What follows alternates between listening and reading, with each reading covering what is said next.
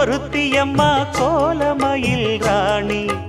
ஆடி வரும் பூங்கலசம் அழகிருக்கும் மேனி